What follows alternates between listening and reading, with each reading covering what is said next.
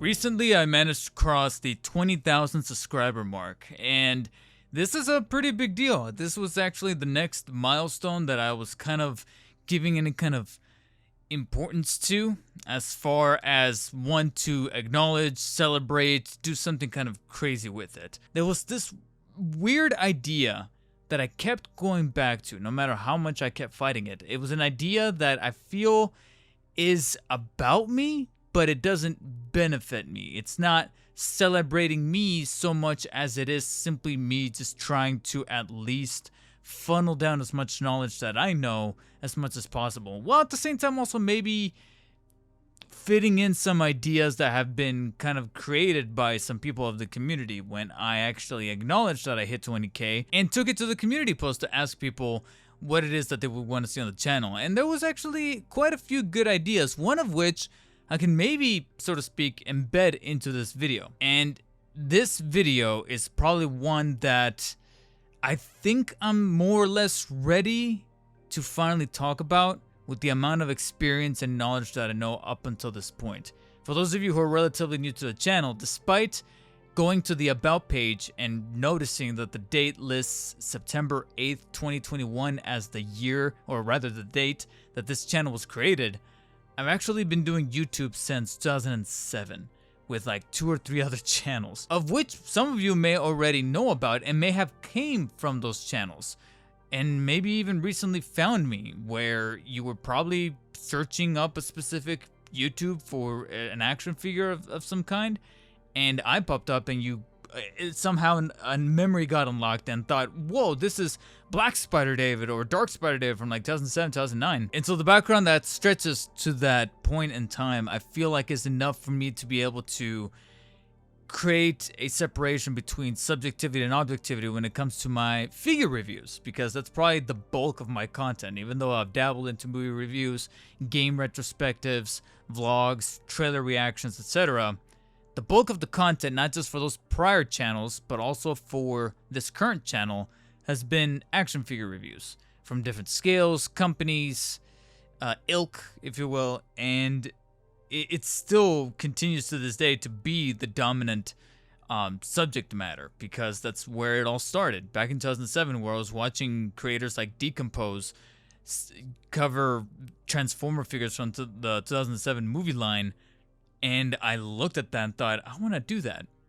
And then I haven't been able to scratch that itch entirely since then. And I feel like maybe, just maybe, there's other folks who feel the need to scratch that itch as well.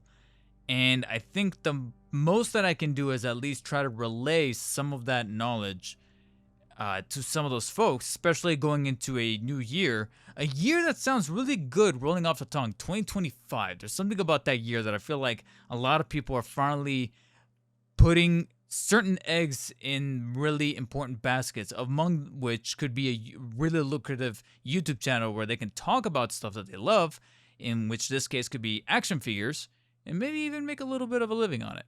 So I'm going to try to do my best to compartmentalize exactly how I film my YouTube videos, or specifically my toy reviews that you see on this channel. Yeah, we're going to need some H2O for this one. First, and absolutely very, very much foremost, and arguably the most important part about this breakdown that I'm about to make, is that I'm simply just offering the truth, nothing more. Just like Morpheus said in The Matrix, which I recently rewatched for like the 4th or 5th time.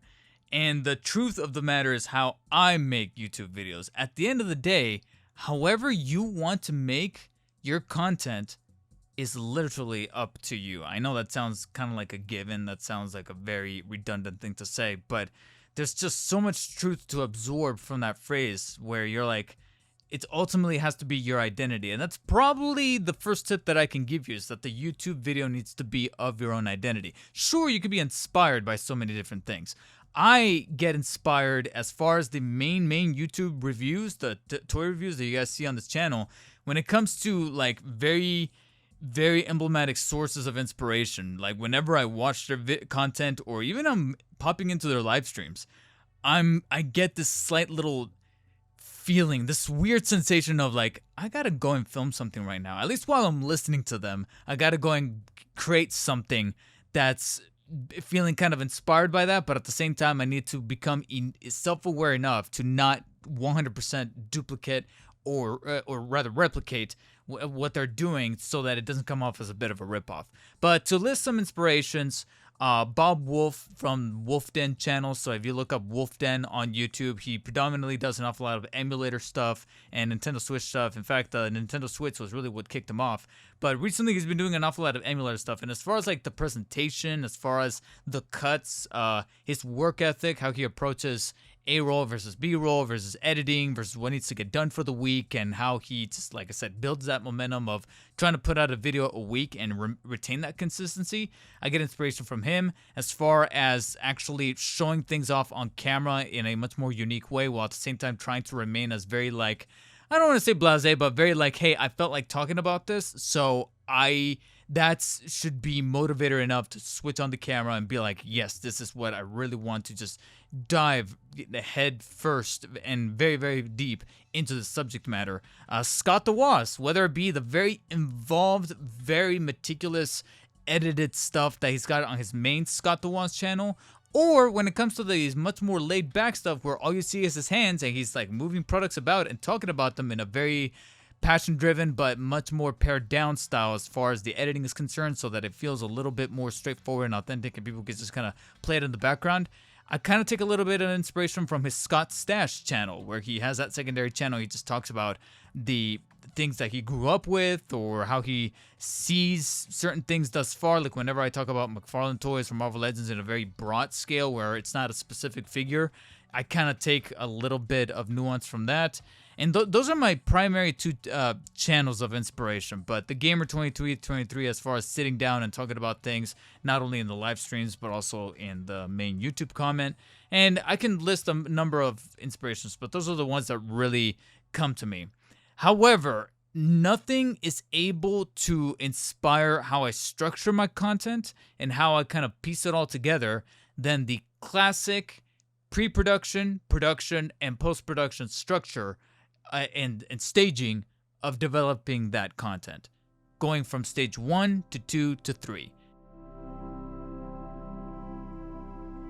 So if you know anything about filmmaking, which is one of the passions that I kind of grew up with ever since I was like 15 or 16, started watching the DVD features of a movie more so than the movie itself. That's where I knew that I was falling in love with film just in general, but also the filmmaking process, and wanted to get deeper into that. And when I graduated from my community college with my associates, I actually did go to film school for a good 5 or 6 years before the pandemic. Not only put a little bit of a wrench in there, as far as how to get classes done because they had to be remote and such, but also finances got tight and I had to drop. So eventually I do want to go back to get my bachelor's in film directing, but just know that from film school is where I learned an awful lot of how to kind of polish my skills through storytelling and how to also follow the 3-act structure, which is Act 1, Act 2, Act 3, and tell stories within that structure that makes things rather captivating.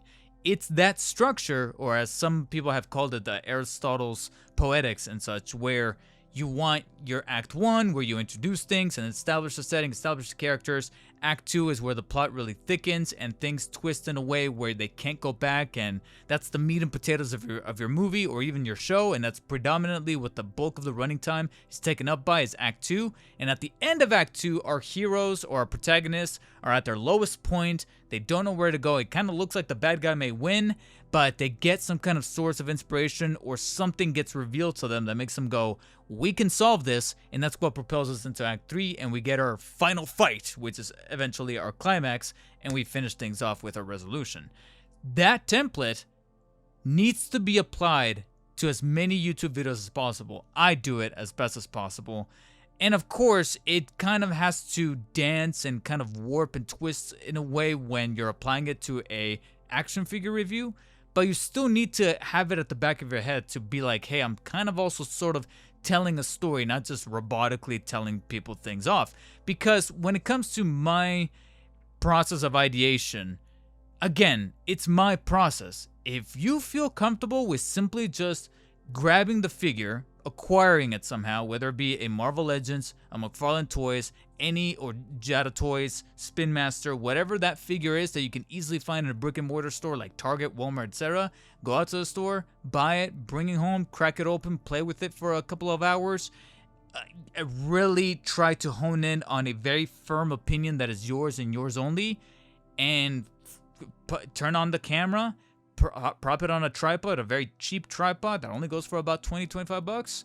Film the review, or maybe not even on the camera. Look at that, the camera is right here in the palm of your hand. That's the beauty about being in modern times. It's probably one of the only things that I love about modern times. That got dark really quick. Is that so many of the cameras that are in these things right here, called mobile devices, are probably just as good as getting a high quality camera. The only reason for why you get a camera like the one I'm filming this tutorial in right now is because I do want to have firmer control over the ISO and the shutter speed and all that stuff, and also get 4K native resolution that's fed into the sensor and get all crazy with it. But ultimately, yes, you can't. There's so many figure reviewers right now that are blowing up and they still film with their phones, which is not, there's no right or wrong answer to that. It's just their preference. I don't like to do it personally, but that's, again, a personal thing.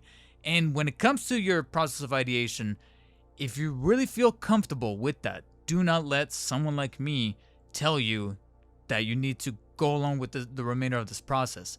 If you want to turn off the video right now and say, you know what, I just want to talk about figures and just use my phone, prop it on the camera, and upload it to YouTube, have at it. I'll see you on the next video. But if you want just a few more nuggets of what I have to say here, then stick around. Because me being kind of OCD, kind of being crazy, neurotic even, I like to take things a little bit further, because when you go on YouTube and type in insert name of character here, action figure review, guess what? There's a really good chance that you're gonna find dozens, possibly even up to the hundreds, kind of teetering on that, of other creators who probably thought the exact same thing. I'm gonna grab my phone, put it on a little tripod, or stand it up with some boxes in front of the figure, talk about the figure and how I feel about it. It's hit record, talk about it, hit record again, or hit stop, upload it to YouTube. And there's so many content creators out there that feel comfortable doing that, just that thing.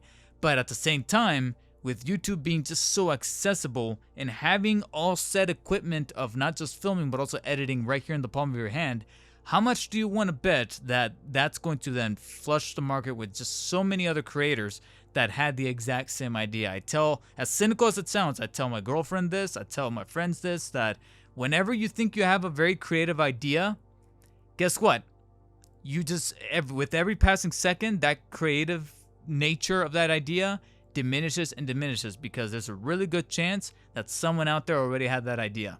I hate to break it to you, it's not creative or original anymore. Someone else just had it because somebody else's brain synapses just matched yours. The only thing that will separate you from that other person is who decides to actually act on the idea, not just think it. So then what I decide to think about constantly is taking things further. What's a YouTube video or a version of the review of that figure that I haven't seen before? This gave life, this birthed the comparisons that will then trigger some of the comment section and get a debate going. When I would compare Marvel Legends to ACH Figure Arts, when I would compare McFarlane Toys with Mayfix, because I know a lot of people out there are gonna get feeling some type of way knowing that I'm comparing a $20 figure or $25 figure versus a $70 to even $90 figure.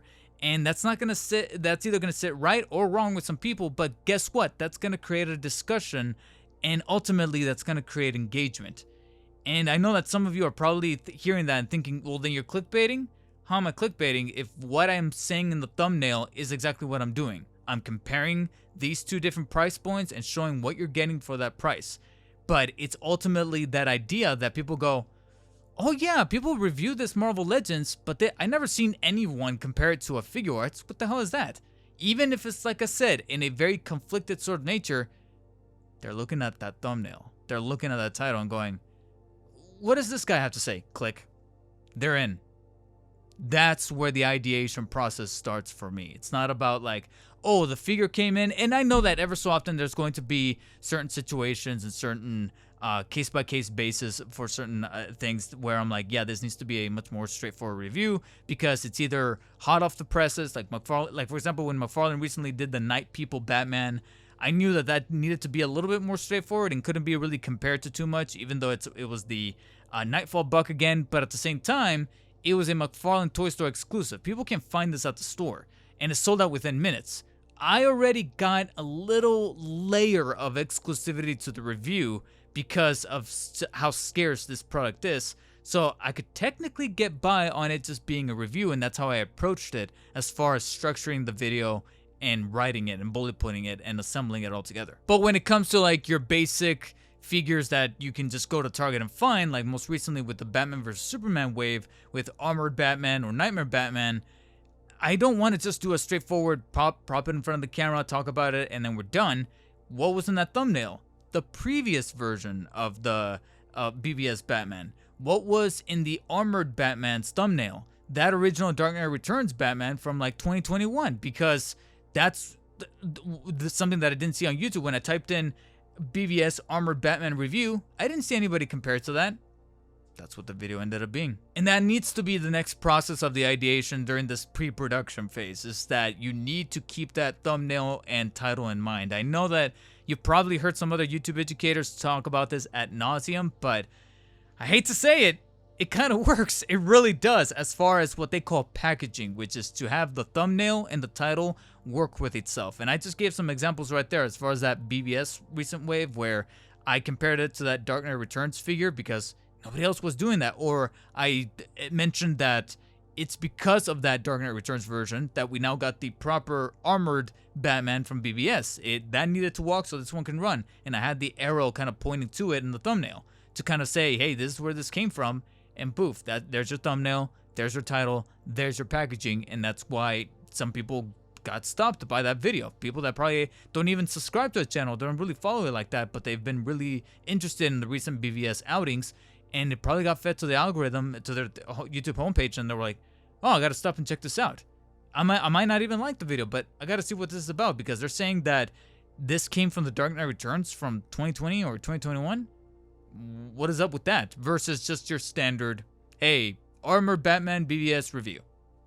And it's once I have this thumbnail and this title that I then start to bullet point the review, as far as first covering the objective things about the figure, as far as the quality of the plastic, as far as the scaling, articulation, accessories and such, but then also kind of go back and forth in a very tennis style sort of way of getting one objective point in first and then a subjective point in second, and going back and forth between the two so that there's a level of balance, like Thanos like to say. And during this bullet pointing phase, I try my best to stick with bullet pointing as opposed to actually writing out a script and writing out word for word what I'm going to say. As far as the action figure reviews, the only exceptions that I personally feel more comfortable script writing word for word and having the entirety of my narration or whatever action needs to take place on camera or whatever shots need to be kind of shot listed within the script is when I get into much more elaborate productions, such as video essays, full breakdowns of such, some of the stuff that gets really in depth, but I very seldom do those. I do this like once every couple of months. I think I want to say at the time of this video that I'm filming, the last one that I did was for my 15-year retrospective on Arkham Asylum. Prior to that, I think it was also the last video game that I covered, which was, I think, Spider-Man 2. That's where I go crazy with the script writing, and I actually write word for word in a very video essay, very,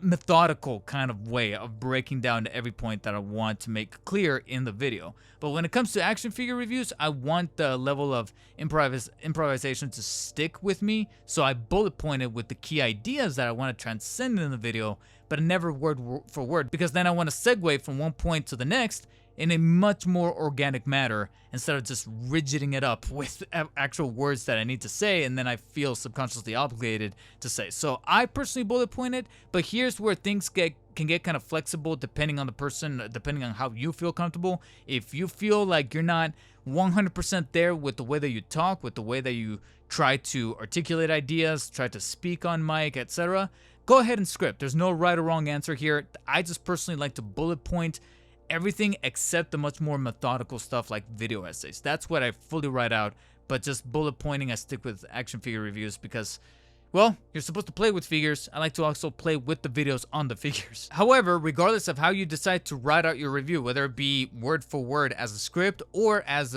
your bullet pointing like myself, always keep that 3-act structure in mind, just in terms of flow. Just making sure that you have, what I like to do in a simple Google Doc is write the words intro, enter, go one line below, act 1, one line below act 2, one line below act 3, and then go back in between each line and then start inserting the bullet points, the literal dots or the dashes, and then that's where I start to fill in my ideas. And while keeping the labeling of act 1 there at the top to then tell me that in act 1 we need to cover the majority of the very technical introductory stuff, like this is this figure, it just recently came out, it's for this price point, why did this figure come about, and then tackle like some of the very objective stuff that you can really see on camera. But then once we get into act 2 is where I get to how I feel about the articulation and maybe start to sink in a few more of the things that I may not be vibing with the figure, that then gives us into that little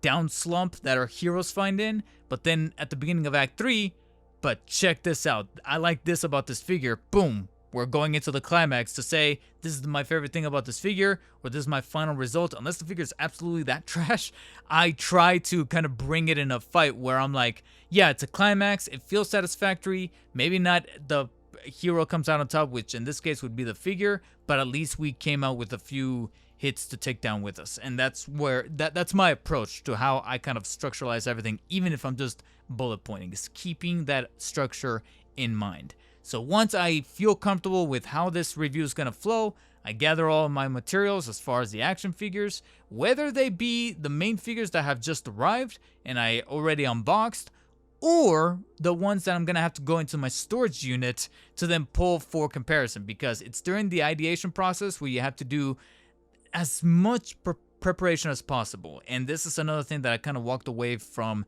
with filmmaking, is that if you do so much of the work in the preparation phase as far as pre-production, then the rest of the way is going to be just a walk in the park, especially when it comes to like casting in film. Once you cast the right people, there's been so many stories of like directors saying that, oh my god, like filming was just a breeze because I cast the right people and I hired the right people to be my cinematographer, production designer, music composer, editor. I hired the right people. We talked about this at lengths, numerous lengths, ad nauseum, like I said, to make sure that we're all on the same page before we actually hit the start button on filming, hit the start button on composing, on reading lines, on rehearsing, etc. And I approach this as far as like, okay, what figures am I going to be comparing the main one to? Go and get it out of storage so it's already here on hand in case I want to show it inside of the light box when you guys see the imagery on screen. What other points, what other things do I absolutely need, and do I need to go to my storage unit to pull them out and make sure that I'm not leaving this after the fact? And in my case, and maybe even some of your guys' case, would also have to be when you're filming, in which case, for example, for me, would be when my parents aren't home. Yes, I still live with my parents. Go ahead and call me a loser in the comments. But that's just the nature of the beast right now with like economy. I actually heard that a lot of people are living with their parents. So if you find yourself in a situation where you're either rooming with someone or you're with your parents, and maybe you want to make sure that your location or your video is going to be as quiet and as focused as possible as far as the audio, make sure you got your scheduling down ahead of time and you're prepared. So in some cases, it could be that maybe a few days in advance, you know that the house is going to be quiet for this amount of time during hour whatever. That's when you're going to film. And then in other cases, you also have to be pretty flexible and nimble on your feet and just know that you're going to cover a certain figure in a certain manner so that whoever you're rooming with or your parents say, hey, we're leaving, we'll be back in a few hours, you can instantly switch everything on and be ready at a moment's notice. And that's how I approach the sometimes guerrilla-esque kind of filmmaking to the way I pull my videos, as far as like, flipping on the tripod and be like, go, go, go, go. Just like they do in actual filmmaking, where sometimes the lighting is just perfect because they're trying to capture the sun in a certain way, and they're like, shit, film right now. And that's the mentality that I also have to keep in mind as far as scheduling. And that's something that I definitely do recommend for an awful lot of creators out there. Not just, beholden to action figure reviews, but frankly, any kind of video content that you want to make going into the new year. And once you feel it in your gut that you're fully prepared and scheduled in advance to film, well then, it's time to get this thing started. I must confess, I'm going to be cheating a little bit here because earlier in the video I said that Act 2 is generally where you find an awful lot of the meat and potatoes of the story for any film or television series. It also ends up being the longest act out of the three because that's where you want to really establish your conflict. That's where things need to happen. And yet here in this video, it's probably going to be the shortest of the act because that's where you have the majority of the production phase. And in the production of a toy review, it's pretty self-explanatory. It really just boils down to some of the more technical facets of how you get this filmed. Like I mentioned before, you can use your phone, you can use a tripod, any of those cheapy ones will do, but even if you just use a handful of boxes and you just prop it up with that, that'll work as well. There's, again, no real right or wrong answer to do this. But for me personally, of course, I like to go a little bit above and beyond. As you can see right here, I'm in the process of filming the last bits of the FonJoy B-roll, but when we pull back from the light box that you guys have seen already time and time again, we get kind of a breakdown of what you see beyond the light box. So here I have a bit of a 3-point lighting system. Again, it's not the most perfect, it's not the most cinematic, but we have our key light here, which is exactly that light that I was referring to. The ring light that's serving as a side light. Down below is exactly more or less where I have the microphone positioned when I'm recording into it. And then of course the figure placed inside this light box. Again, links are going to be in the description, affiliate links to Amazon for everything that I pretty much pulled from there. And the light box in and of itself is also providing the overhead lighting from the top lights there that are attached, as well as the PVC lining that make up the walls and the floor, even though they kind of need to be somewhat replaced. They're starting to face a little bit of wear and tear. But then we have the tripod right in front. Generally, I have the camera mounted on top of that, but right now I'm utilizing the gimbal to kind of give you a breakdown of what the setup exactly is. But going beyond the light box is exactly a quick glimpse of the room that is a complete and utter and total mess. But every time I think so, I think to myself, well, you have people like Darkside Phil and Asmongold out there that make me feel just a little better. And only this corner of my room is truly what needs to be fixed up as far as a mess, as far as storage boxes, things that need to be thrown away, although those coupons I believe for Del Taco are still good. But there's an awful lot of stuff that definitely needs to be cleaned up, and I'm self-aware of it, even though there are some books out there that are kind of in the backlog of what need to be read. And then the only bits that are slightly organized is pretty much whatever's kind of in the cycle of backlog gaming, as far as PlayStation 5, 4 games, some stuff that is a little bit more on the retro side over there, as far as 3DS games, GameCube and PS3 games, even some PlayStation 2 games. There's actually a bit of an open area right there because I did manage to box away some games that I'm planning on trading in or selling or doing something with them.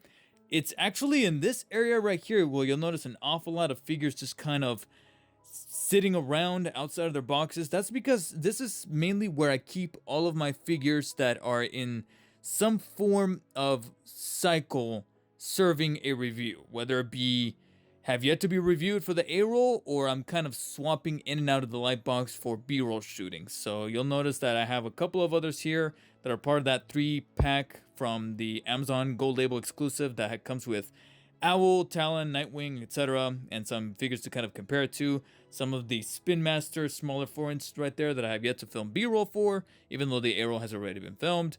A couple of Mafex stuff. So you'll notice that here's generally where I kind of go back and forth between the figures that I'm shooting B-roll for. Right underneath it, you'll notice that you have the collector's edition of Arkham Knight serving as a form of pedestal or whatever, to just kind of prop up the figures and keep them at arm's length.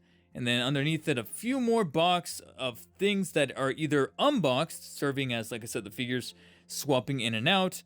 Some other things that I'm kind of moving off to the side. Some figures that I have yet to unbox that are part of upcoming reviews, but I have yet to play with the figures in and of themselves.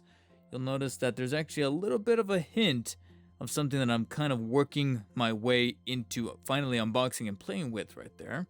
As well as a couple of other things here.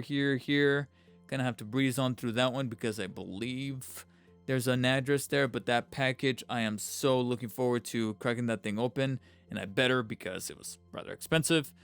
Again, a little bit more of that slight organizational stuff as far as shelves and even some collector's editions, some of which I'm trying to sell, and then others I'm definitely keeping because they're kind of on the rare side, and I generally do like the games that they belong to. Some Funkos. Yes, there is in fact a drum set over there in the corner. However, I'm also in the process of possibly selling that in the future. Some arts and craft project. I think that's one of my siblings. I don't know why we haven't thrown it away. But then you have what I like to call the shelf, the Nintendo Switch shelf, where I have the bulk of my Switch games. A couple of collector's editions that, like I said, some I might have to start selling, and then others I may end up keeping because of the rarity. Some sound panels that I kind of bulked up here in the corner because they slightly fell off the walls, and I have to readjust them and re-glue them up to the wall to make sure that we get some better acoustics happening here. Some rolled up posters that unfortunately I don't have the space to frame. And then as we kind of navigate into this direction, apart from the spotlight here that is serving as a way to kind of illuminate the room, is really my workstation where I get the bulk of said editing done, as far as the main videos, the reactions, the reviews, the opinion pieces, and even a little bit of the live streams. You guys notice that there's the webcam, and that's actually where I do most of my live streaming, and then I start to splice up the topic videos into their own separate videos, and that's pretty much my keyboard, which was actually gifted to me by my girlfriend, and I absolutely love it. I've been using it ever since. It's that NES themed mechanical keyboard by 8BitDo. Love it. Thank you, love. And then underneath it is, of course, my rig. So there it is right there. Of course, having hydration on hand at all times, especially with how skinny I am. The laptop, which I think needs a... It's funny, I just cleaned the screen. It's already dusted up. I don't know why. But this is my Asus ROG laptop that I got a few years ago. I use it for mainly very light editing, just to edit like some quick things. But that's also where I get the bulk of my Photoshop thumbnail creation done, as well as the recording for Audacity. I like to record the audio directly onto here and then take it on over to my desktop, because when I have the desktop on, the fans kick in. This is a little quieter, so this is where I get the audio recording done, and then I put it on over to over there. Then over here I have the Sony TV, which is where I get the bulk of my movie watching, TV show watching, and then of course, if you couldn't already tell, gaming. Right now I'm in the process of playing Astrobot, the main Astrobot game right now that everyone's talking about, and Metaphor Refantasio, both of which are Game of the Year nominees. There's absolutely no way at the time of this recording that I'm going to be able to get Metaphor done because it's a huge game, but Astrobot for sure. I think I want to say I'm about halfway, if not 2/3 of the way done, so we'll see exactly how far I get. But technically I do have the PS5 behind... Can I actually... I don't know if you guys can see it, but I technically have the PS5 behind the TV, sporting the Spider-Man plates on there, the limited edition plates that I was able to get. And next to it is the Switch, but down below is the Xbox Series X, which I'm excited to jump back on because after hearing all the great reviews that Indiana Jones has been getting, and I have Game Pass, so I'm like, yes. But then you have a couple of other games right there. My laptop woke up to the YouTube homepage. And then right above it, just a little bit of a nostalgic kick. A couple of shelves that I installed, I want to say about 15 years ago. And these are a good chunk of those older figures from that time. Mainly Transformer figures, a couple of the Batman, DC Direct, Arkham figures there in the corner. But it's mainly Transformers from the 2007 and 2009 Revenge of the Fallen line. Some of you who have been following the channels, plural, since like 2009, 2010, 2011, may or may not recognize some of these figures. But there they are. And then right next to it, some artwork from my childhood that I drew up, and I just decided to pin them up for no damn reason. But kind of a gist of my workspace. Again, I know it's not perfect, it's very clumsy, but I do manage to keep sanitizing wipes and sanitizers, the little mini pocket ones, on hand at all times. Some of them are empty, some of them are not. I have to throw them away. A little bit of a drawing board, a box containing just literally a bunch of hard drives, cables, and supplies that I need. And then again, this is mainly where we get into that messy area. Though, that's where my case of water is, and every time I'm about to run out, I resort to it. And every time that my phone needs a bit of a sanitizing kick, I pop it into the soapbox with some UV rays. But yeah, it's mainly this corner that I really need to take a weekend off to just work on organizing and cleaning up. Because, like I said, I'm pretty self-aware of how completely jacked up this whole section is right here. But and some kind of dresser that I'm using to prop up some stuff. And yes, that is in fact a green screen, but I'm mainly using it as a form of drape to cut out as much sunlight as possible because I hate the sun. No, I'm kidding. But I mainly just needed to get out of here so that it doesn't throw off the white balance whenever I'm shooting. That's your peek behind the curtain. And one of the things I wanted to be emphatic with this light box is also something that I kind of took away from film school, which is the classic nature of 3-point lighting, where you have the overhead, you have the side light, and you have the key light. Again, like I said, I don't have any kind of major studio lighting in here. It's just mainly stuff that you can kind of get from a Best Buy or even off of Amazon, and it doesn't necessarily break the bank, but it's also not the cheapest stuff either. It's just stuff that I know is gonna do the job, while at the same time lasting a good while doing so. However, I can't disagree when other folks say that audio placement and just audio overall is most important. You can have a few qualms, a few mishaps happen with the lighting, but it's audio that really makes or breaks videos. Like literally, videos such as this could live and die by audio. And one of the key examples is actually happening right now. I'm not on camera, but if you guys can really exactly note what I'm saying, and it sounds very clear and directly and precise, then that's ultimately what is most important. Now, I'm not saying that you need to go out there and get yourself an SM7B, which is like the most high-grade, industry standard XLR mic. No, you don't need to do that, because when I started out, I was simply just using a snowball microphone, which goes for about 50 bucks. Yes, you've seen this guy a number of times. You're probably sick of it. Right now, currently, I am using a Shure MV7, which is a much more pricier mic. It retails for about $150. I think the new current model is going for about $175 because they kind of upgraded it with extra features and such. But this is the one that came right before it. It still uses USB, but it has the option to use XLR.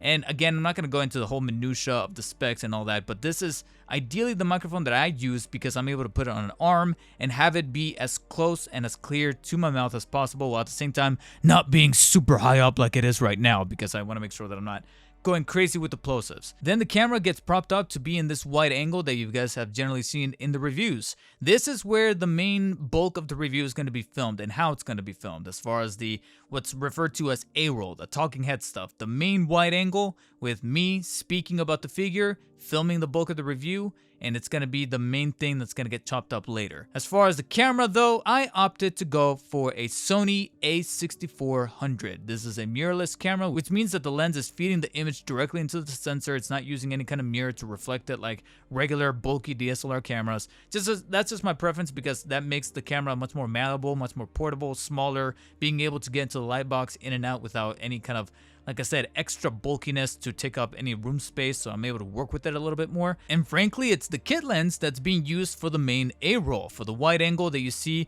for the majority of the reviews, where you have a 16 to 50 millimeter lens, and this is the one that came with the camera. So I really didn't have to spend any kind of extra money. It's just the one that came bundled in, and I feel like that just does the job as far as making sure that the wide angle still manages to keep everything in frame, while at the same time not being too wide that things that I don't want to be in frame are visible. Once all this stuff is set up and all the placement is accurate, it's time to hit record. But when I do so, I do record the video and the audio separate. That's how we get the clear quality, because I will confess, the Sony a6400 audio is not that great. It's not terrible, it's not super teeny, but at the same time, it's not exactly what I want. So that's where the microphone from the MV7 kicks in, and I record that on my laptop via Audacity. Some of you have already heard Audacity. It's simply just a free audio recording software with so many features, post-processing options, you name it.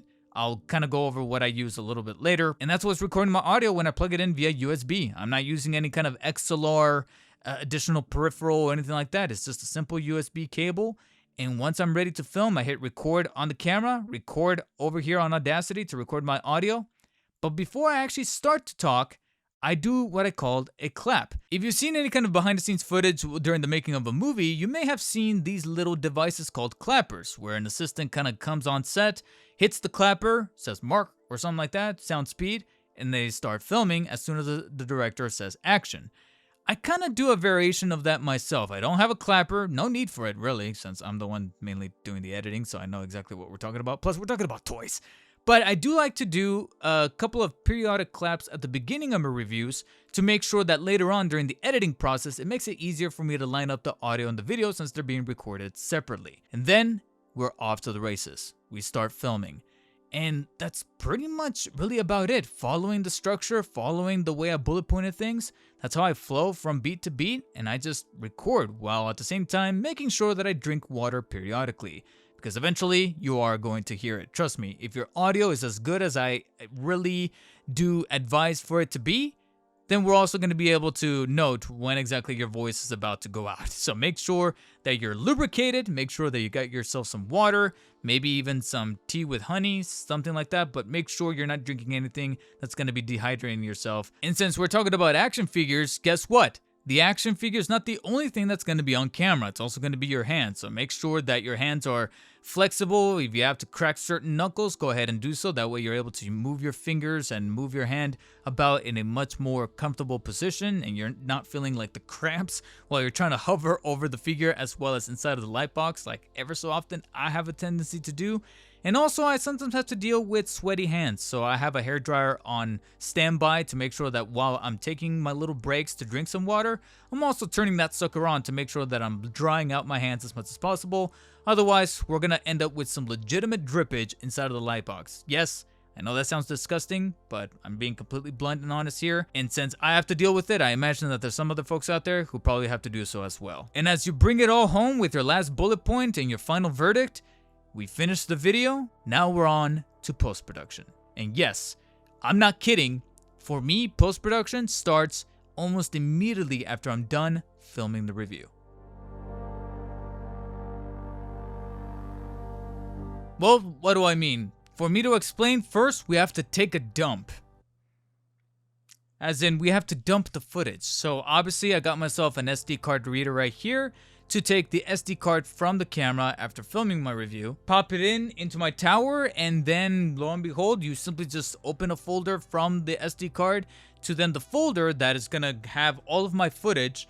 And of course, again, this is very subjective as far as what feels comfortable for you in terms of organization. I'm not going to tell you where to place your folder or anything like that, but I just like to open up a folder in my documents folder that is part of my SSD, because SSDs traditionally work faster than your mechanical hard drives. I have both an SSD and a mechanical hard drive in here, as well as a WD book. I can't remember what it's called, Easy Store book. That's 12 terabytes off to the side right here, which is technically even slower than the mechanical drive in here, but I predominantly use that one to store stuff that I either am not editing right now, or it's going to be used in the future, or I'm just archiving. So if I'm going to be editing something just right away, I directly take it from my SD card, dump it into my tower's SSD via the documents folder, and I of course label the folder appropriately, whether it be a Batman figure or a Spider-Man figure, and start loading all the footage in there, simply highlighting all of it, or selecting all of it rather, and dragging and dropping, and I just wait.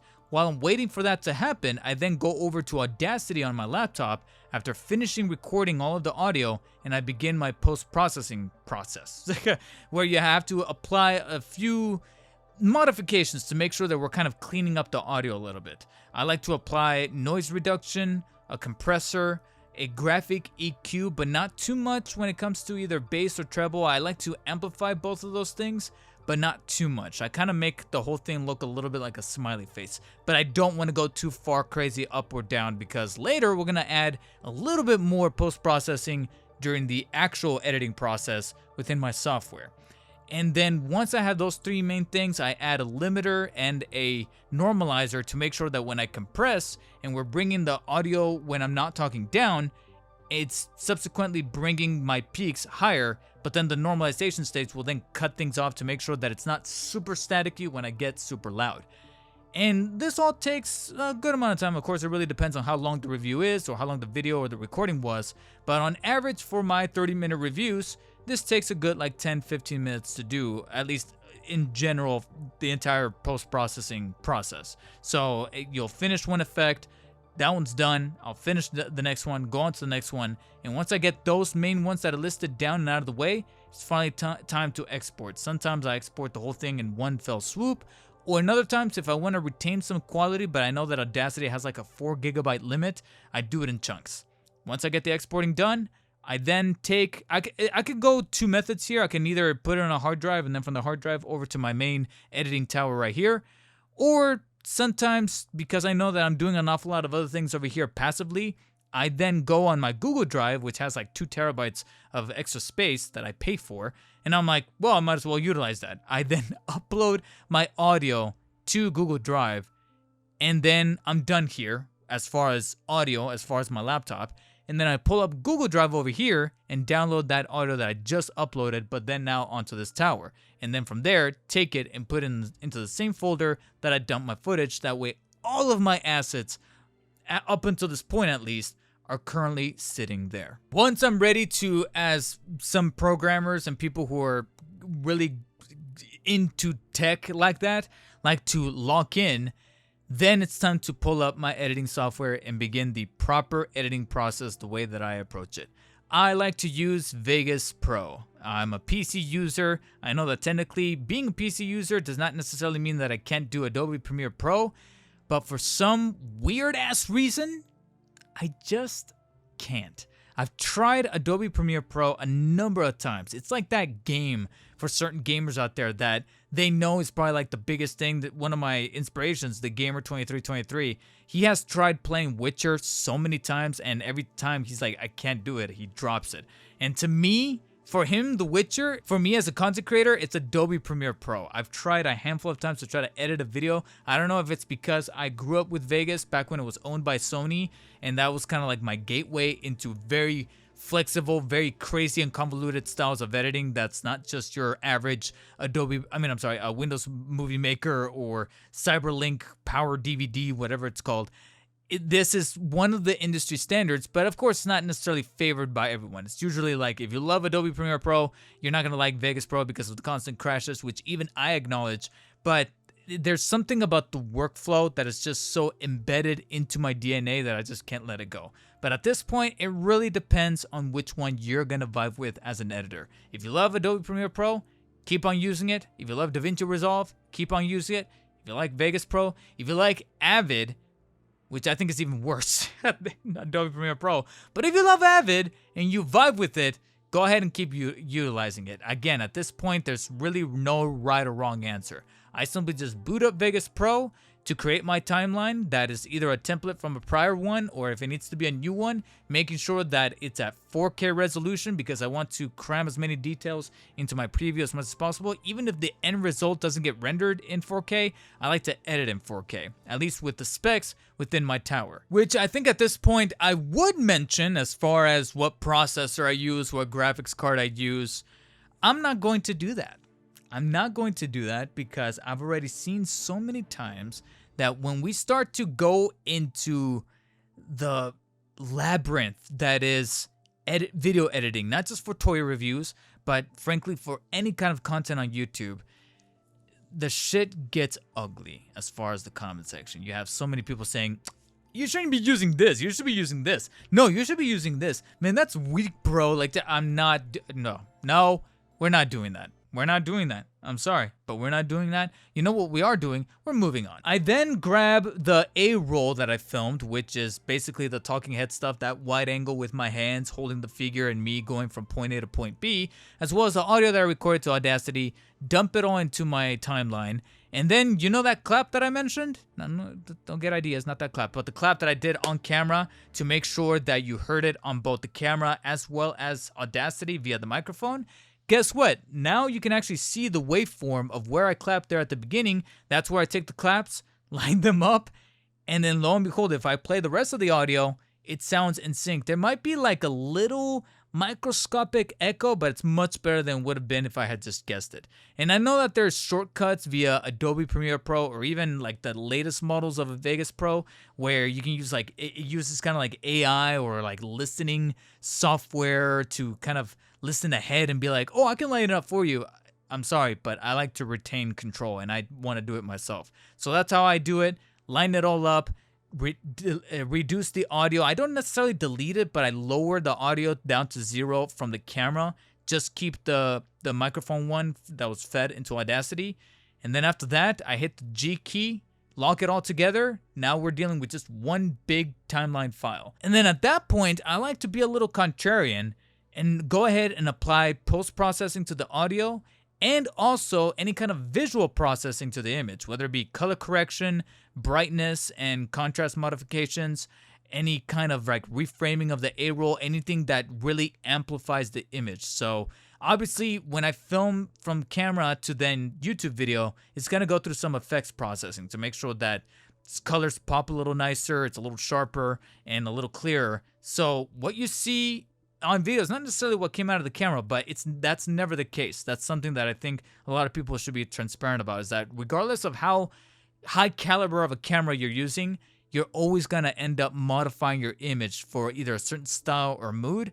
And my content is not necessarily any kind of exception. So I apply that to the main A-roll because I want to make sure that that one big ass file has all of those color corrections and post-processing done, so that when I start chopping, I don't have to do it from one clip to another clip to another clip. Same thing goes for the audio. We add a couple of bit more graphic equalization as far as the bass and treble, a little bit of limiting to make sure that some background noises, especially my laptop when the fans kick in, don't seep and bleed into the microphone, or any kind of like clicks and clacks that I didn't want there to be in there. And then once everything is just kind of refined, it's then time for me to get into the most lockable of locked-in phases, which is what I like to call the cut and mark phase. This is arguably where a lot of kids like to say, I lock in. This is pretty much where the hoodie comes up, everything gets turned off as far as audio distractions, visual distractions, no games, no nothing. I am one with the timeline, and I literally just play back the video at 1.5 speeds. I don't want to watch it in its entirety necessarily because I filmed it. If I was editing somebody else's work, I would definitely play it at regular speed so I can watch out for everything. And while it's playing, I'm listening out for pretty much every pocket of dead air, every every trip over my words, because I do have a little bit of a stutter, so anything that just kind of trips onto itself as far as diction, as far as actually getting my words across, I try my best to cut out as many of those mishaps as possible. And believe it or not, any run-off tangents also need to be cut out. This is where the phrase killing your darlings need to be brought into play, as far as any ideas or any kind of, like I said, tangents or rants that I find myself in that I don't want to say black out, but basically any moments when I'm filming the A-roll for the video, I get kind of lost in terms of a train of thought. Even if it sounds like it's vaguely related to the figure or to the toy that I'm covering, if it's not adding to the overall picture of the figure that's actually in front of me, then it's once I'm in the editing process that I need to try my best to get some self-reflection and actually cut this part out. I know that some of you are probably going to be disagreeing and are probably going to the comment section saying that there's some previous videos where I found that, but generally I just go for that gut feeling of saying, did this add to the video? No, then cut it out. There's other times where I didn't really get that gut feeling. Some of you probably did while watching, and unfortunately I apologize for that. I'm sorry, but in the moment while I was editing, I didn't find it, and that's just something that you're gonna have to deal with through trial by fire. As far as being an editor, creator, host, writer, taking all those different hats, wearing them at different intervals, and just managing to, again, going with that gut feeling, that intuition, that instinct as that creator to be like, okay, what needs to be cut and what needs to be left in, and generally I go with that gut feeling. And I would say it's pretty sound. I understand that it could always be better, and I'm still striving to be better, but it mainly takes place during the cutting and marking stage. Now, I pretty much explained what the cutting part is, but what is the marking? Well, in my editing software, and I know it depends on different softwares that you use, but for Vegas Pro, there are these markers that I can place on the timeline with the M key. And these markers are pretty much a godsend, because it's because of these markers that I'm able to go back to these specific points in the timeline and put in whatever B-roll I'm going to shoot later, so that then whenever I cut to like a close-up or a shot or an asset or anything that I'm referencing to, this is where it happens. Because I don't want to stop the timeline, find that shot, put it in, play back. It's like, no, I'd rather just play back, cut, mark, and then keep on going, rinse and repeat until I reach the very end of my video where I give my sign off. Then once all of these markers are placed, which are very numeric, that's when I then go in and place the necessary B-roll or the necessary assets that have to fill in this specific point in the timeline. And generally these asset markers I'm referring to are the ones that end up being the easiest because it's simply just a graphic I pulled off of Google Images or a clip of a game or a movie that I pulled off YouTube. And it's generally used for reference material, for citations of sorts, but it's because they're the easiest that I personally leave them towards the end because they're just easy fill-ins. I know that the other markers are going to be taking up a little bit more of my time and effort and energy, and those are going to be the markers that require a form of B-roll. Now, up until this point, you may be having hearing me refer to the talking head stuff, that wide angle of me actually filming the video covered in the production portion of this tutorial or of this breakdown as A-roll. I kept referring it to as A-roll. Sometimes talking head, but it's mainly in the industry referred to as A-roll. That's the bulk and the meat and potatoes of the review itself, as far as figure reviews are concerned. Well, what's B-roll? B-roll is basically anything that you see me cut away to when you're watching my videos, as far as close-ups, as far as panning shots, gimbal shots, dollies, tilts, focus pulls, all of that extra stuff that I like to sprinkle into my videos that I know it's not necessarily going to be the norm for a lot of figure reviewers out there, but I knew that that was something that I wanted to incorporate into my videos because we're talking about action figures, and sometimes we talk about little details that you can't really see too well by just a mere wide angle shot. Why don't we pick up the camera? Why don't we move it? And I thought to myself, I gotta be honest, no one in particular, I'm not singling anyone out, but ever so often I'm like, I see all these toy reviews, all these figure reviews online, and no one bothers to actually incorporate B-roll after the fact from a very filmmakery kind of perspective. Like, we have so many tools to be able to create zooms. Like I said, all of the tools are still on our phones to the point where now some of these modern mobile phones have like telephoto lenses. I got like 3 lenses here in the back. Why don't we use those lenses? Why don't we actually take the effort to make these cuts?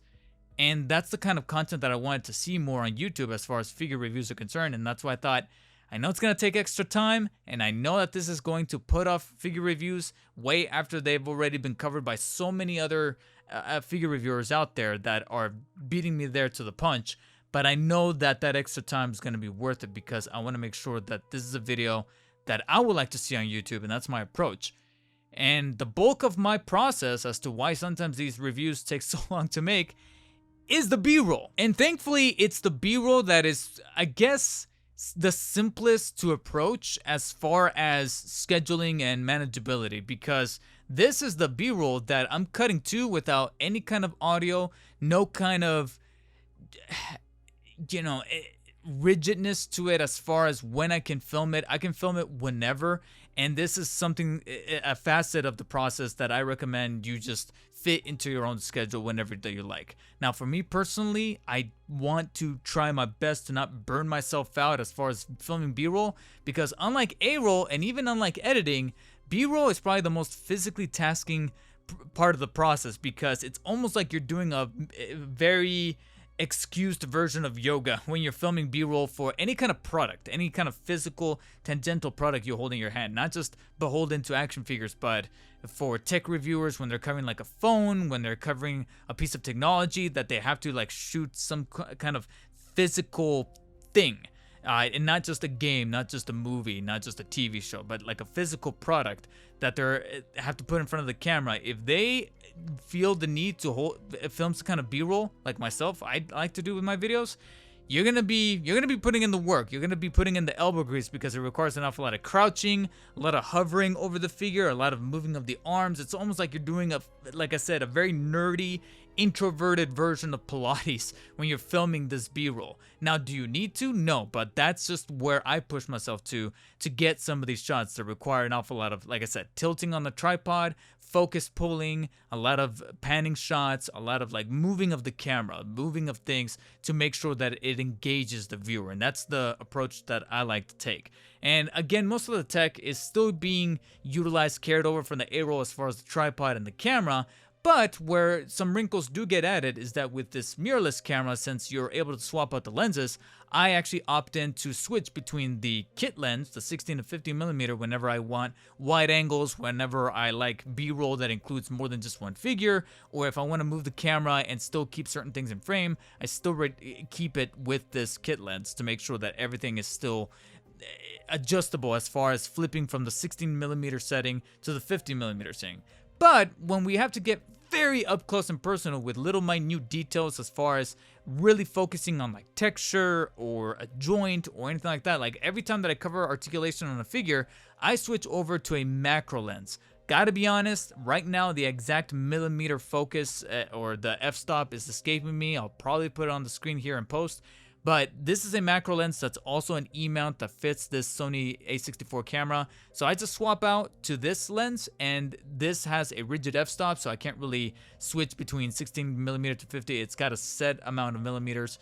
But when you really hone in on the focus, that's where I can, like I said, get really up close and personal and still keep things as crisp and sharp on screen as possible. And that's the lens that I use whenever I pull in on the head. I like to, really hone in on like the eyes or the likeness of a character or the representation of like the symbol on a bat symbol for a Batman figure or Spider-Man when it comes to like the webbing texture. That's the lens that I resort to. And then as far as anything that requires movement, as far as like I said, those Steadicam like shots, that's when I pull on this puppy. It's the Zhiyun Crane M2 gimbal. And as you can see, you may see this and think that it's like incredibly fancy, but trust me, there's like some bigger gimbals out there that these professional YouTubers like Peter McKinnon and I'm blanking on his name, but the guy that always wears shades and his hair's always slicked back, Casey Neistat. There you go, Casey Neistat. They got crazier stuff, Marquise Brownlee, etc. I opted to just go for something that will be better than just my arms and hands, because ever so often they do get kind of shaky. Again, after a little while, after about 30-45 minutes, the arms start to feel a little wary as far as like holding the camera kind of like this. So I knew that a gimbal was going to be necessary, and I believe this one cost a flat $100. So it's not necessarily cheap, but I also didn't need to really break the bank as far as something that's like high caliber, especially when I know that my camera is not the weightiest of the bunch as far as it being a mirrorless, and furthermore not being a full frame. So this has all the necessary components to be able to give me what I want as far as those steady shots whenever I'm moving the camera from side to side, up and down, pulling it, giving it like this rigidness. So I'm never really using my hands. I'm utilizing this. It does come with an adapter for like mobile in case I also want to put the phone on here.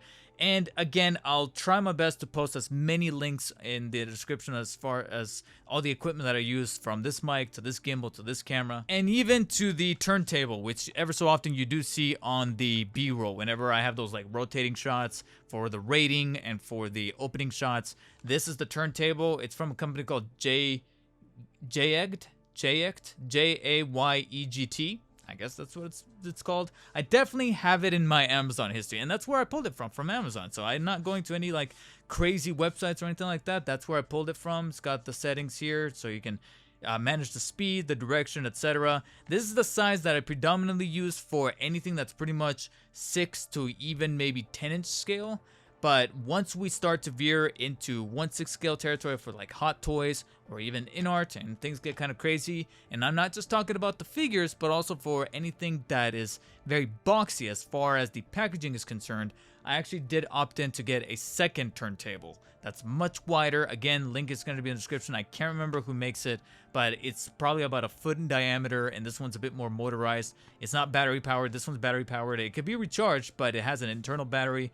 Whereas the bigger one, because it's bigger, it needs to be plugged in at all times. But that's pretty much my solutions to getting that very showy kind of presentation. Because again, these are products, and the reviews need to kind of give the figures that justice. And I feel like where can I strike this balance of kind of going a little above and beyond than your average review, but at the same time not going crazy to where I go broke in the process.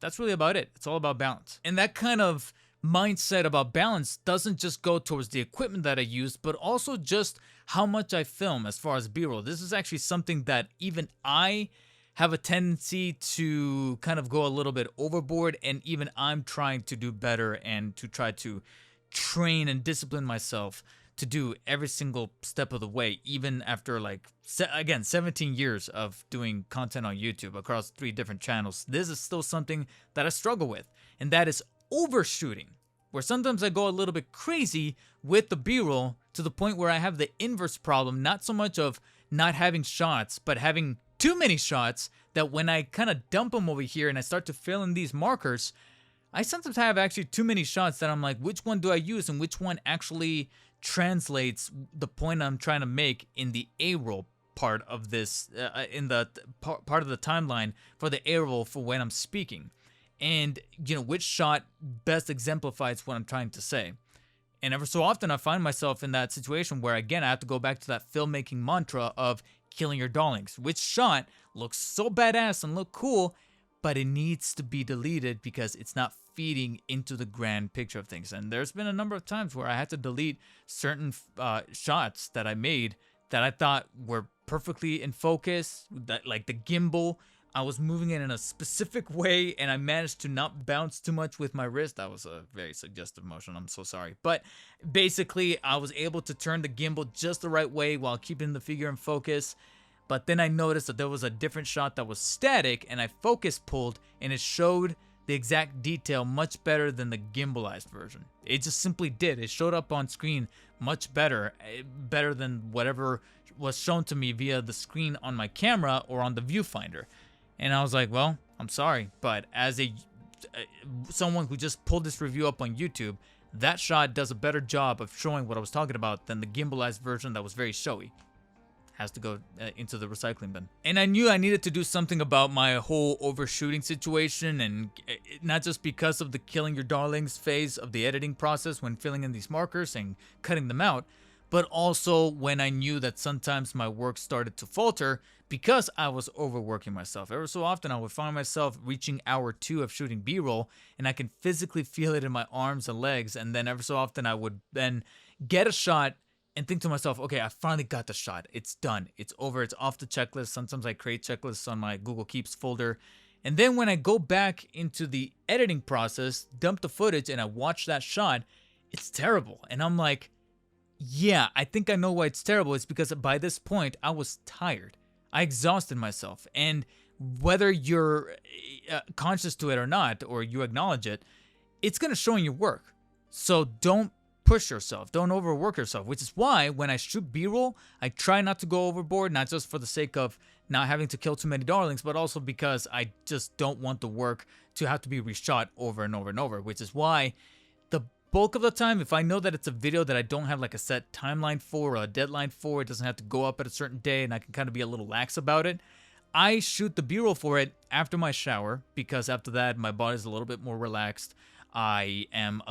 I'm a bit of a night owl, and for some reason showers kind of do the inverse of putting me to sleep. They actually kind of activate me. They don't hype me up, but they just give me kind of like a second wind after whatever came through the day. And on top of that, I know this is going to sound weird, but I just can't put on headsets after the shower because all this is still a little damp. And I'm like, I don't want to put on a headset right now. What can I do to not only dry myself up a little faster, but also wait for my ears to get a little declogged and kind of synchronize myself a little bit better? I'm going to shoot B-roll. So that's when I switch everything on. I set my lights accordingly. I get my gimbal. I go over what I need to shoot, and I start shooting. And I'm kind of like in this weird place of slight zen where I don't have audio playing. I don't have a podcast playing, even though ever so often, if I feel like I need to utilize the time that I got to get B-roll shot because, again, a self-imposed deadline's coming up and I need to get this done right away, then maybe after breakfast, that way I can kind of ease off a little bit of that digestion as I kind of move about a little bit. And like I said, I kind of stretch my legs and do things like that. I come over here, I put on the headset, and I put on a podcast, I put on a playlist, etc., and I go to town on shooting B-roll. as far as getting like a good 30 to 45 minute set. This is also a pretty good strategy to get your legs stretched if you did just get like an hour of editing, because ever so often I lock myself in a little too harsh that I start to feel the strain a little bit in the legs to where it's like, okay, I need to get up.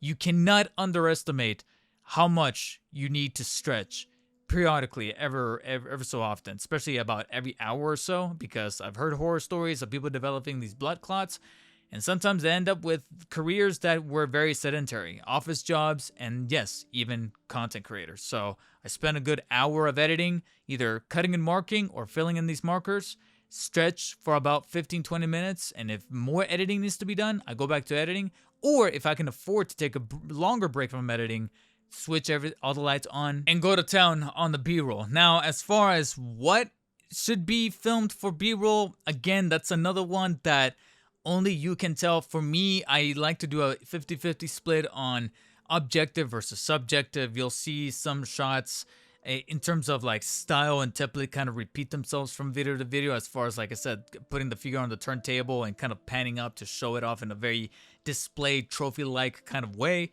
You got some shots that cover the basics as far as articulation, as far as showing off like the chest area for specific heroes like Batman or Spider-Man. But then there's some others where I get a little bit more creative because they have a very distinct feature about them, whether it be a pattern on one of the arms or a certain like holster or a certain thing that's on their boot, etc. And that's where I get, like I said, a little bit more subjective with the camera and kind of move it and tilt it.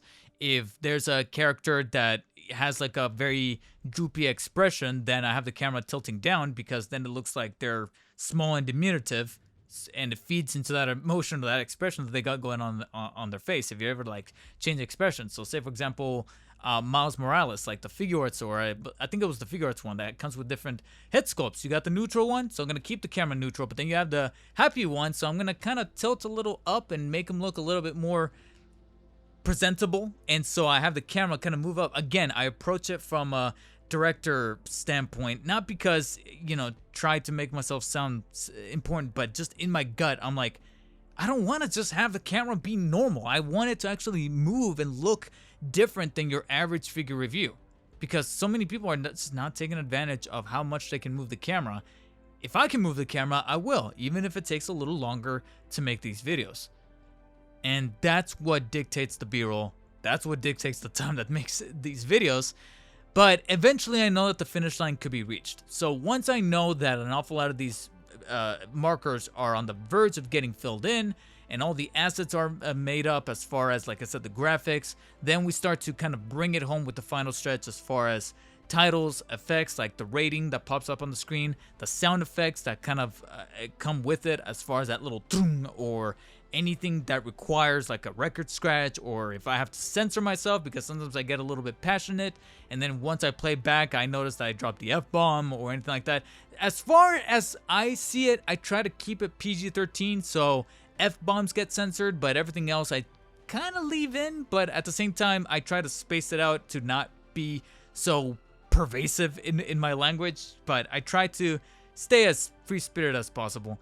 And so that gets taken care of in the editing process, as far as, like I said, all the added stuff, sound effects, and even music. Although with the figure reviews, I only like to introduce the video with a track of music and then outro it with a track of music. But then in the meat and potatoes of the review, just my voice, because I want to make sure that the music doesn't drown out very key points that I'm trying to make as far as how I feel about the figure. But also at the same time, it becomes a little bit of a pain in the ass to try to equalize all the audio, or I'm sorry, all the music, to make sure that it's either not drowning my voice, or my voice is just so much higher than the music that there's really no point in adding music in the first place. So I kind of reached a compromise of just putting it at the beginning and at the end, and that's it, as far as music is concerned. Completely different case for video essays, because sometimes it needs to have that very contemplative sort of feel, so sometimes I put ambient music across the entire way. But for figure reviews, I'm very sporadic with it. And for most of the time, it's when I find these pieces of music that we approach the finish line with the video. It's actually 9 times out of 10 the very last thing that I do. That 1 or 2 one-offs or occasions is where I just kind of want to jump the gun, or I'm going through my Epidemic Sound account, which is where I pull my music from, and I find just that right track while I was looking for a track for a different review. And I think to myself, oh, that could actually be used for the next video I have in mind. And I already have the music. I just have to add a limiter to it to make sure, like I said, it doesn't drown out my voice and it's balanced. And so those are the only exceptions. But most of the time, if I'm looking for music, it's pretty much the last step in the process of getting this thing done. And once I know that everything is sound, all the markers have been filled in. And of course, once they're filled in, I delete the marker and I see none of these little orange blips on the timeline. The music is there. Then I make sure that all of those pieces of B-roll are properly adjusted as far as framing, as far as making sure that everything, all the visual language is on screen. My voice is clear. Everything is just right. You know, the proofreading phase of the editing process. And then simply just time to render. I render in 4K, but at the same time, I like to render at 24 frames per second to keep that cinematic feel because, again, kind of has this very distinct look to it. And that's just, again, very subjective. If you want to go for a much more fluid 30 frames or 60 frames per second, have at it. If you feel like you can just, get your point across with a simple 1080p video, that is just fine. I just opt for 4K because ever so often, if I'm going to be utilizing a macro lens to punch in on those details, then those details better be clear. And I feel like 4K kind of needs to happen, which is why I needed to get the rig that I ended up going for. That cost me a good whopping $1,400. And rendering, again, could take anywhere between an hour to 2 hours, depending on the extremities of my video, how long it is, how much post-processing was done to not only the video as far as color correction and brightness and sharpness was done, but also the audio, how many cuts, how many times I reframed and cropped the image, effects were added, green screen if need be, etc. Your mileage may vary sort of situation. And once the rendering is done, I do play it back, but I'll be honest, I kind of skip from time to time because, again, I filmed it, but I make sure that clarity is good. It reaches the end because there's been a couple of videos where the actual size of the video was large and it tells me that it's the exact duration that it told me, but then when I play it towards the end, it just gets corrupted and gets lost. And ever so often, there's a couple of goofs that happen like that require a re-render. So I double check, but I simply just skip across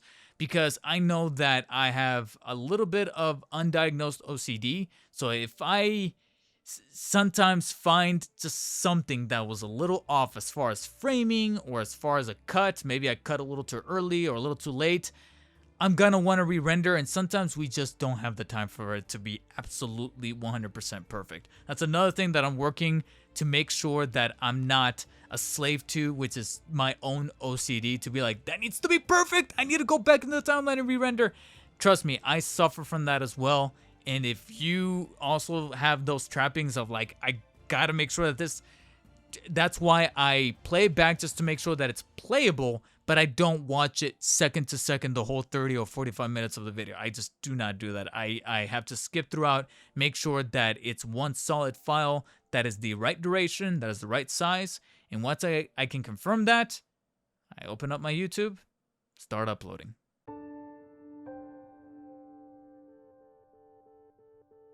Frankly, it's that last point about not having the video to be perfect, despite still trying to practice what I preach there.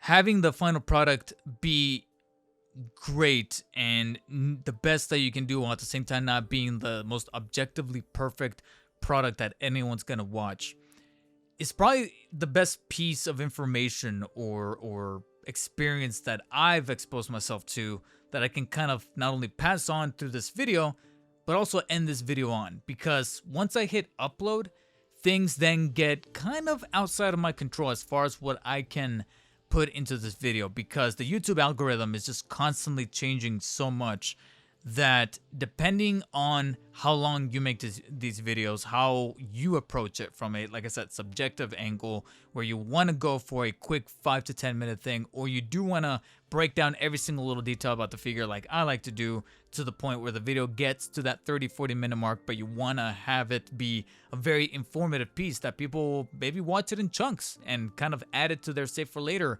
playlist, because that's how I see these videos as. It really depends on what YouTube decides to do with that algorithmic integrity, if you will. So I kind of touched upon a little bit of that packaging phase as far as knowing what your thumbnail and what your title's gonna be. But if you're the creator of the video, then ultimately you need to decide from a taste level, from a perspective level, what kind of thumbnail you really want to see your video be represented as. So I can't really remark on how I like to make my thumbnails. I use Photoshop, obviously, from a software perspective, but I can't exactly say that you should put the title here and then the image here. There's a whole lot of videos out there that even I kind of took advice from, available on YouTube, but I just don't want to go into something that I know pales in comparison to what I know about covering action figures. You know, I feel confident enough to end the video here as far as how to make action figure reviews. But as far as how to blow up on YouTube doing so, that's where I feel like there's just so many variables, so many moving parts, that to be able to turn that ship, I can't do it on my own. It's going to be turning way too slow that I'm going to be needing other people to kind of chime in here to then pull on the sails and turn these wheels and throw in that coal to make sure that the Titanic doesn't hit the iceberg in that, you know, analogous kind of way. So that's probably the best thing that I can tell you right now, is that eventually you are going to learn exactly the point where your gut tells you it's time to let the video go. Upload it and then learn from it. Whether it be the very technical stuff from the analytics that show you that, oh, people are watching the video at this specific time of the day, this demographic, this age group, this gender, this etc., etc. All the things that analytics throws at you that is very wide as far as what kind of information that applies to you.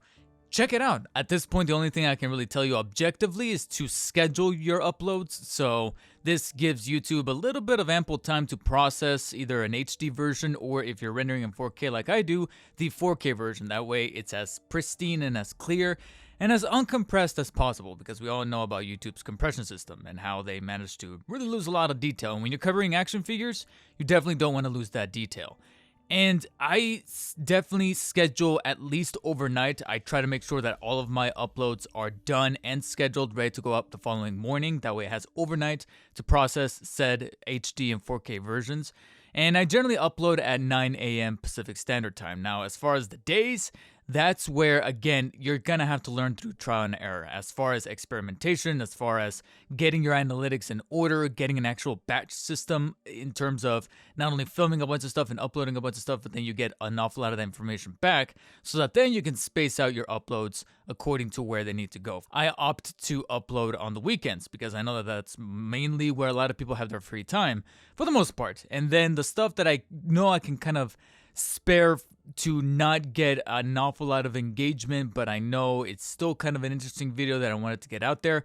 That's the stuff, as well as the live streams, that's the stuff that goes up on the weekdays. Apart from that, there's not much more that I can really divulge on over to you guys. At this point, it's time for you to take the reins. If you've been wanting to do an action figure channel, that old saying about planting a tree, as cliche as it is, it's true. The best day to plant a tree was about 20 years ago.